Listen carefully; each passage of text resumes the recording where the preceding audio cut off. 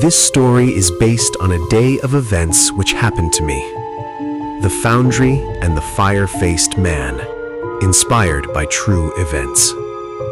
The day had drained everything out of me, body, mind, and soul. 12 hours inside a dead steel foundry will do that to you. The place was a relic, a monument to another era, and it felt like the walls themselves resented being disturbed. Rust bled down the iron beams, ancient chains hung like forgotten nooses from the ceiling, and a constant chill snaked through the air despite it being late spring. It was the kind of job we dreaded, cold, dark, and remote.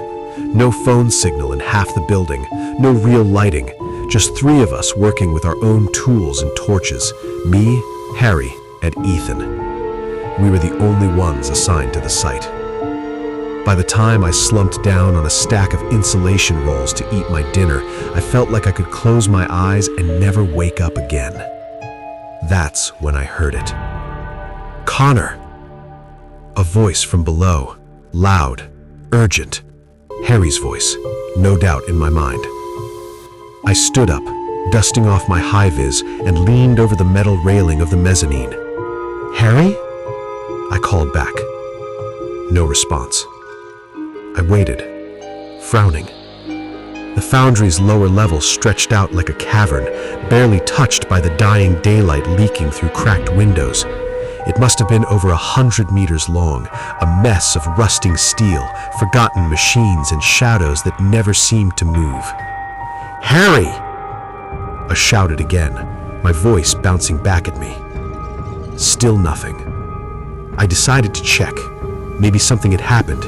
Maybe Harry had fallen, or worse.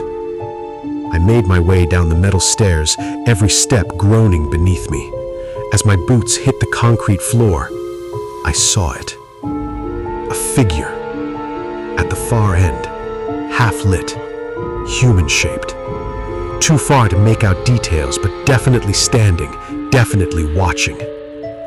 "Harry?" I called back. The figure stepped sideways into the dark. My stomach twisted, but logic spoke louder. It's Harry, or Ethan, probably just pissing about. That's when my phone vibrated in my pocket. "Harry, you want anything from the shop? Me and Ethan just left. Be back in 10. I froze. My blood ran cold. I tapped the answer button with trembling fingers. "You've just left?" "Yeah, like 20 minutes ago. We're grabbing food. Why?" My heart was thudding now. "Are you sure no one else is on site?" "We locked the gate behind us. You're the only one there, mate." I looked back toward the far end of the foundry. The figure was standing there again. Closer. I didn't wait. I turned and ran, sprinting up the stairs 2 at a time, lungs burning, ears ringing. I didn't stop until I was outside, hunched over the gravel, eyes on the shadows behind the steel door. I waited for Harry and Ethan to return before saying a word. They laughed it off. "You're losing it, mate. Probably just tired." I forced a laugh too, but my skin never stopped crawling.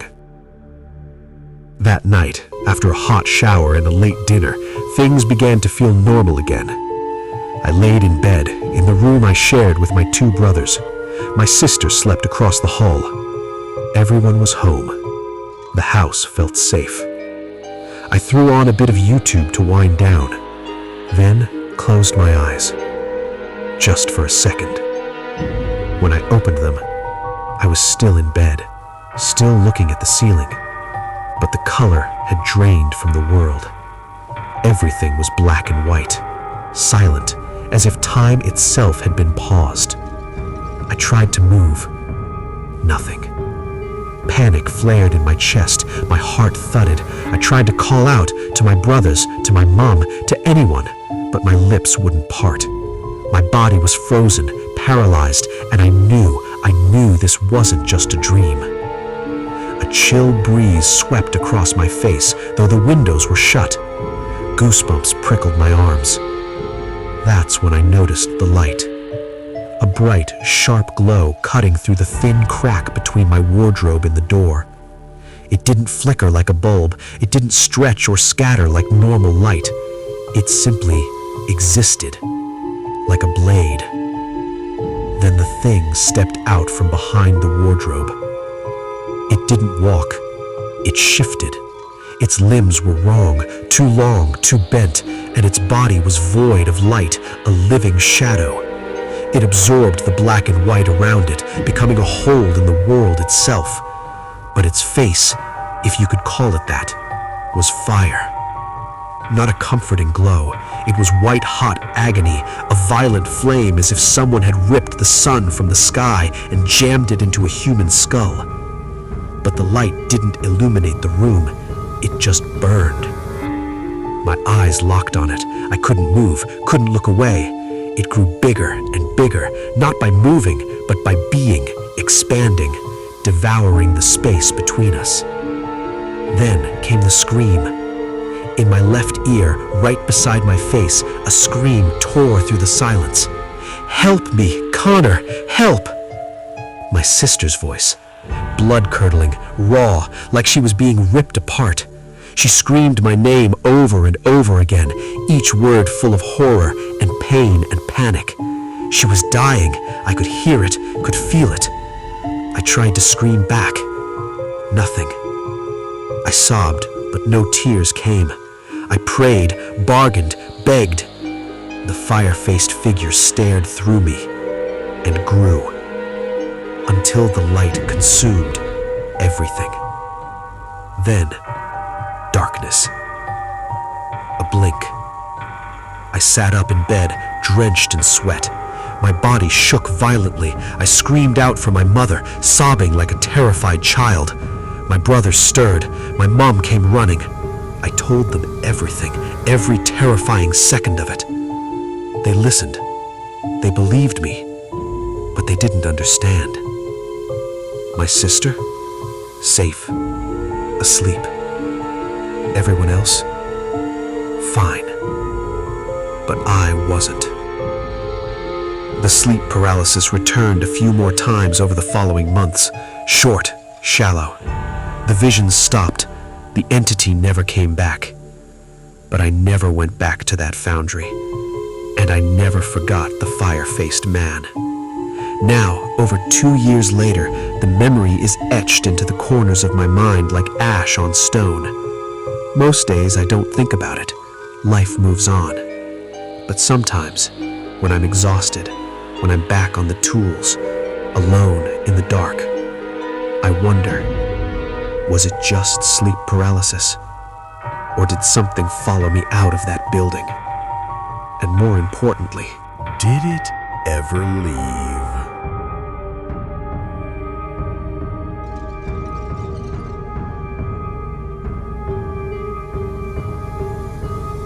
I would like to talk about this experience since I haven't told many people, in hopes I can get better. I genuinely believe I have some sort of PTSD due to this event. My friend group and I really like exploring and doing urbex. We have gone on camping trips, long hikes, and challenges where we have to follow a straight line. We enjoyed a lot of what the world had to offer, but we wanted to eventually go to buildings that were worn down and looked abandoned to experience something different. First, we started off going to a worn-down farmer's sheds out in the middle of fields, then to places that were open during certain points of the year, and we eventually found our first big adventure. It was an old paper mill that was being partially restored, but around 85% was still untouched and was not being visited by any workers. We had run-ins with homeless there, but it was still a fun experience due to the large expanse of the structure. Eventually, we explored every nook and cranny, so we started looking for other places to explore, until we found what looked to be a car scrapyard/factory. It had a central courtyard that held cars that were in various states of disarray. As we looked around, we started noticing how put together some items were, and there was a newly parked truck in the courtyard due to the absence of dust. This should have been our sign. We kept looking around until we found a strangely furnished portion of the building where it had actual walls and wood veneer coating every surface. It seemed very out of place, as the building surrounding it was very run down and was largely exposed to the elements. In this portion of the building, there were 3 doors and a short hallway connecting them, and there were dusty boots sitting in the hallway, similar to the entrance to a house. Of the 3 doors, one had a peephole and one had a large frosted pane in it. We attempted to open the doors, and one opened, and it was the plain door, and it seemed to be a storage room for old chairs. The others we could not open. We then explored more and eventually left. Around a month later, we revisited with a small group of me and 2 others. We spent around an hour exploring and moving around until we happened across the same strange doors. We decided to try opening them again, and this time the frosted glass door opened and we walked in. It smelled like someone who wore strong cologne was in this room. We were talking in this room until we heard a loud bang come through the wall in the room with the peephole. We all proceeded to freeze in the doorway until the peephole door swung open. As far as we know, there are 2 ways to exit from here, and both ways were in view of whoever opened that door. One was a flight of stairs, and the other was a relatively long hallway. One of the people who we went with was in front of the door when it opened, and he was closest to the stairs. When that door opened, I heard a very loud thud, a click, and no noise after. Me and the other person decided to hide in the room we just opened and stood just to the left of the door. I watched as an old man holding a handgun peek into the door and stare directly at me. I stared and said no words as I shook my head to plead for my life. He then closed the door instead and went back to his room.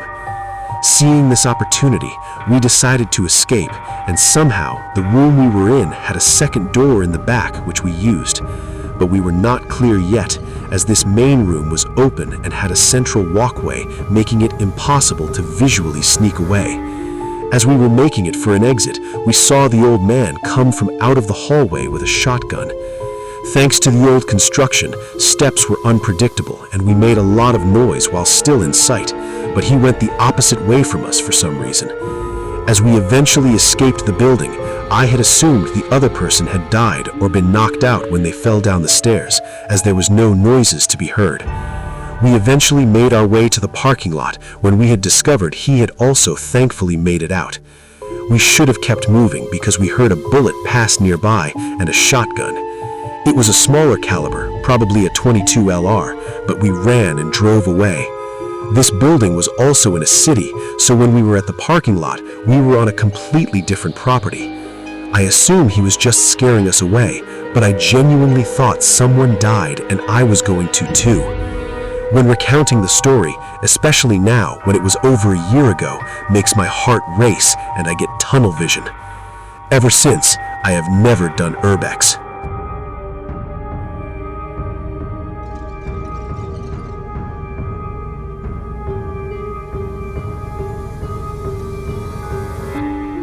I can't remember the exact year. It was either 2016 or 2017, when I was most likely 16 years old. I'd been living in the Republic of Ireland for just under 3 years, having moved from England. My family and I lived in the Midlands in a very small town. During my teenage years, because of how depressing my life was, mostly due to hating school, I regularly began believing and praying to God, naively thinking if I did, He would magically make my life better. Well, it was during this spiritual phase that I came upon a certain YouTube video. The video was about a man who had apparently been brought by Jesus to hell, and while he was there, Jesus showed him all kinds of eternal horrors. From what I can remember, the man saw the souls of people being tortured and burned alive by demons or something. Well, after experiencing this, the man then wakes up in his bed as though from a dream. However, the man claimed what he experienced wasn't a dream at all, but a real experience of what happens to sinners in hell. Although I didn't know if what this man experienced was real or not, it definitely made me terrified of ever spending eternity in the fiery depths of hell. However, not long after watching this video, I suddenly felt very unsettled. Not because of the video I just watched, but to my memory, I almost felt as though I was now being watched while supposedly alone in my bedroom. But not only did I feel like I was being watched, I also felt like I was somehow in danger. So much so that I leave my room to go downstairs, as that's where my parents and sister were. Now what comes next is the real scary part of this experience, because as soon as I reach down the stairs, before I could enter any room, I feel a hard physical tap on the back of my shoulder, where I then literally turn around and scream. No word of a lie, I screamed. But when I turn around, there isn't anyone or anything there, as though a ghost had tapped me on the back. Also worth mentioning is that I had screamed so loud that my mum was now shouting me from the living room, asking what was wrong. For the rest of that evening, I remember being very afraid and skittish that every noise or movement I heard had me incredibly paranoid. In fact, I was so skittish that whenever my dog, who was still just a small puppy at the time, came up to me, I was afraid of her touching me.